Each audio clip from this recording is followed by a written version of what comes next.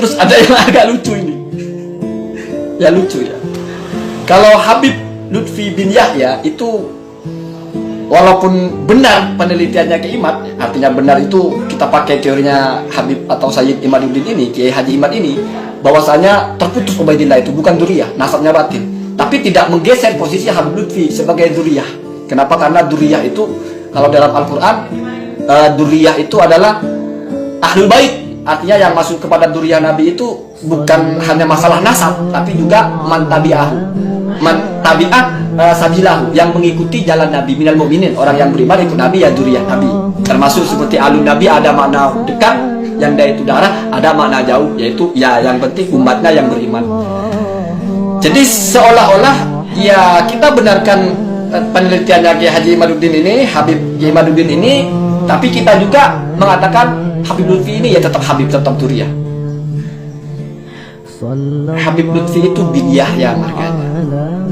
Kalau kamu bicara Habib Lutfi sebagai Habib Lutfinya, Radiyah, lalu kamu isbat beliau masih Habib, masih duriyah, tetapi kamu mengatakan bahwasanya Ubaidillah terputus, itu berarti duriyah di situ sudah bukan berkaitan dengan status sebagai Habibnya.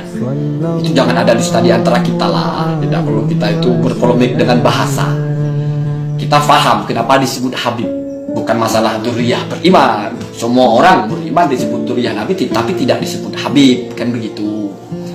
Kemudian misalnya kamu melihat Habib Yahya, Lutfi bin Yahya perilakunya keren, ilmunya topo, ini Habib.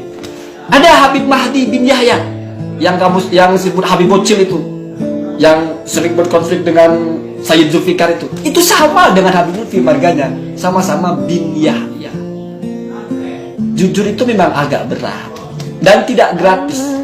Kita menentukan pilihan itu tidak ada yang gratis. Mungkin kita bisa berkelit di depan orang, tapi nanti sebetulnya kita tidak akan bisa berkelit. Jadi saya cuma ingin kita jujur, saya cuma ingin kita itu sadar konsekuensi dari apa yang kita ikuti. Kalau kamu mengikuti pendapat yang mengatakan Ubaidillah bukan putra Ahmad Al-Muhajir, bahkan ikrar pasti Ubaidillah bukan keturunan Rasulullah, Ba'alawi bukan keturunan Rasulullah, jadi sudah ditutup semua kemungkinan. Padahal kalau kita berpikir jangan-jangan bukan dari jalur Ahmad tapi jalur yang lain, itu kan lain cerita. Tapi kan enggak, nasabnya batin, mengkotik, mauduk, wairusohi, bukan keturunan Rasulullah. Kalau mau diakui tes DNA, kalau tidak tes DNA bukan keturunan Rasulullah, itu kan tegas.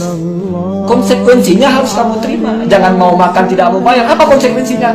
Kamu menggagalkan nasabnya Habib Lutfi bin Yahya, kamu menggagalkan nasabnya Habib Umar Al-Hafiz, kamu menggagalkan nasabnya Habib Jindan, kamu menggagalkan nasabnya Habib Soleh Bafaki, Habib Soleh Tanggul, kamu menggagalkan nasabnya Habib Bafaki Al-Musnid.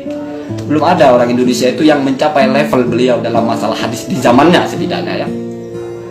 Itu harga yang harus dibayar dari pilihan kamu. Saya ingin kamu itu paham. Ini polemik antara apa dan konsekuensinya.